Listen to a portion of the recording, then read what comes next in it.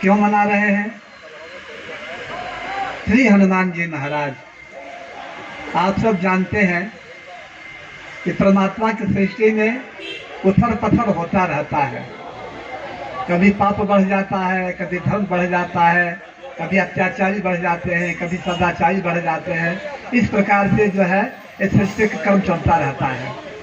कभी देवता प्रबल हो जाते हैं तो कभी दैत्य प्रबल हो जाते हैं। ऐसा क्यों होता है? ऐसा इसलिए होता है कि परमात्मा की सृष्टि में काम, क्रोध, मद, लोभ, अहंकार सभी को है। जब देवता अहंकार में आ जाते हैं, प्रमाद में आ जाते हैं, अपने कर्म धर्म को छोड़ देते हैं, ऐसा आराम में लग जाते हैं, दारू पीना, ऐसा आराम करना, नाच गाना, यह सब करना, सब परमात्मा देखते हैं ये तो मर्यादा को भूल गए, परमात्मा को भूल गए, अपने कर्तव्य को भूल गए, ऐसा आराम में लग गए। तब दैत्यों को प्रबल बना देते हैं, दैत्य प्रबल बना देते हैं, राक्षस प्रबल बना देते हैं। जैसे हिरणाक्ष, हिरण्यकशिपु, रावण, तारकासुर, जालंधर, शंखचूड़ आदि ऐसे दैत्य राक्षसों की कथा हमारे इतिहास पुराणों में आती है। इसलिए कि जब देवता मनमाने करने लगते हैं तो उनका मान दमन करने के लिए भगवान माध्यम बनाते हैं और देवताओं दैत्य प्रबल बना देते हैं। किंतु देवता सात्विक वृत्ति के हैं और दैत्य जो है तामसिक वृत्ति के हैं। वो ज्यादा अत्याचार करने लगते हैं। जब अत्याचार सीमा से पार कर जाती है तब भगवान स्वयं हम सब के ऊपर कृपा करके मृत्यु लोक में लीला करने के लिए, भक्तों को सुख देने के लिए, हमारे मर्यादा और हमारे कर्तव्य का पालन करने के लिए, मार्गदर्शन करने के लिए भगवान का अवतार होता है। आदिकाल से ऐसा चला आ रहा है। ये परमात्मा की लीला भूमि है, ये परमात्मा की लीला भूमि है। भगवान ये लीला करने आते हैं क्योंकि अन्य जो लोक लोकांतर है वो केवल भोग के लोकांतर है, सब रहने के लिए है। परंतु भक्त लोक जो है ये कर्म करने के लिए, ये कर्म क्षेत्र है। गोस्वामी जी लिखा है कि कर्म प्रधान विश्व करि राखा, और जो जस करई सो तस फल चाखा। ये कर्म भूमि है, जो जैसा कर्म करता है वैसा इसको फल मिलता है। तो मैं आज सबको ये बताना चाहता हूँ श्री हनुमान जी महाराज के बारे में। हनुमान जी महाराज सृष्टि की अद्वितीय शक्ति है। उनके जैसा कोई हुआ है न होगा। उनका कार्य अद्भुत और असंभव आश्चर्यजनक कार्य हुआ है। भगवान श्री हनुमान जी महाराज ने जो भी कार्य किया है आश्चर्यजनक किया है। तो जामवंती जी ने कहा है कि राम काज लगी तब अवतारा, असुनत ही भयउ पर्वताकारा। जामवंती जी कहते हैं कि श्री हनुमान जी महाराज जब सीता की खोज के लिए सभी बंदर गिर गए थे, हनुमान जी, अंगद जी, नील, नल, द्विविद आदि ये सभी वीर बानर सीता जी के अन्वेषण में गए थे।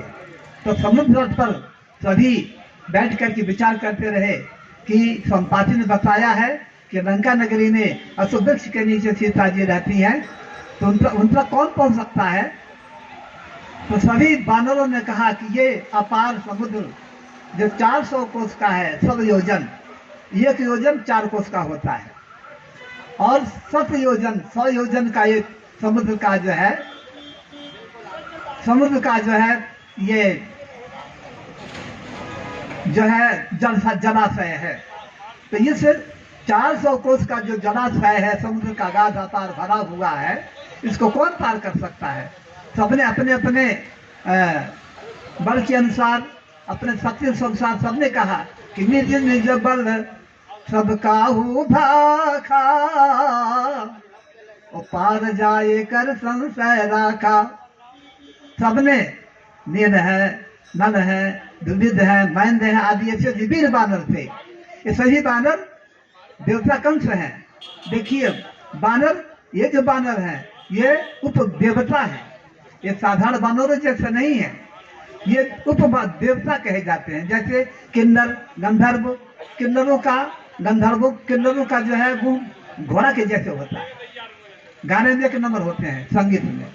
इसी परंतु उनको देव देव श्रेणी में माना जाता है। इसी प्रकार से जो ये भगवान श्री राम की सेना बांधनी सेना है, ये उपदेवता कहे जाते हैं।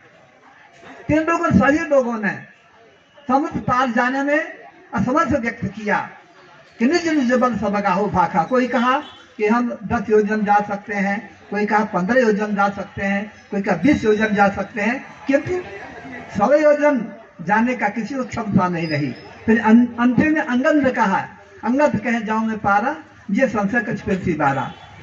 अंगद ने कहा कि मैं पार तो जा सकता हूँ, किंतु वापस आने मुझे संशय है, यह अर्थ है साधन। और ऐसा भी अर्थ है कि मैं पार जा सकता हूँ, आ सकता हूँ, क्या आप सबको की शंका है, क्योंकि अंगद भी महावीर थे और बारिक जैसे वीर थे। परंतु जामवंत जी ने कहा कि आप हम सबके नायक हैं, सेनापति हैं, सेनापति के ऐसा नहीं भेजा जाता है। फिर हनुमान जामवंत जी श्री हनुमान जी की तरफ दृष्टि दे करके देखा, क्योंकि हनुमान जी तो हनुमान जी हैं, उनमें न अहंकार है, न कुछ उनको लेना है, न देना है, न कुछ भी नहीं, एक तरफ बैठे हुए थे चुपचाप। वो ये भी नहीं कह रहे कि हम पार जाएं कि न जाएं। तब जामवंत जी ने देखा कि जिसके द्वारा राम कार्य संपन्न होना है वो तो चुपचाप बैठे हुए हैं, कुछ कह ही नहीं रहे हैं, आना जाना। तब जामवंत जी हनुमान जी के शरीर में करंट प्रवेश करते हैं, क्योंकि हनुमान जी को श्राप था, बचपन में हनुमान जी बहुत उपद्रव करते थे। फिर से श्राप दिया कि जाओ तुम हम सबको परेशान करते हो, इसलिए तुम अपने बल बुद्धि को भूल जाओगे। परंतु आपका अवतार राम कार्य के लिए हुआ है, संसार की सुख शांति के लिए हुआ है, इसलिए जब कोई महापुरुष आपके शक्ति का याद कराएगा तो पुनः यथावत हो जाएंगे। इस बात को जामवंत जी जानते रहे। जामवंत जी ने कहा कि कही छपति सुनो हनुमाना, आकाश प्रसाद रहु बलवाना, पवन तनय बल पवन समाना, बुद्धि विवेक विज्ञान निधाना, कौन सुकाज कठिन जग माही, जो नहीं होई तात तुम पाही, राम काज लगी तब अवतारा, सुन पही भयो पर्वत पाकारा। अरे हनुमान जी, आप कैसे चुप बैठे हुए हो? सब कुछ कार्य तो आपके द्वारा संपन्न होना है, राम कार्य आपके द्वारा होना है, ये सृष्टि के भार आपके द्वारा उतारना है, राक्षसों का नाश आपके द्वारा होना है, और आप चुपचाप बैठे हुए हो। जामवंत ने कहा कि आप पवन के पुत्र हैं, आप में पवन के जैसा बल है। देखिए, बल जहाँ बल की व्याख्या होती है वहां पवन की जो है नाम दिया जाता है।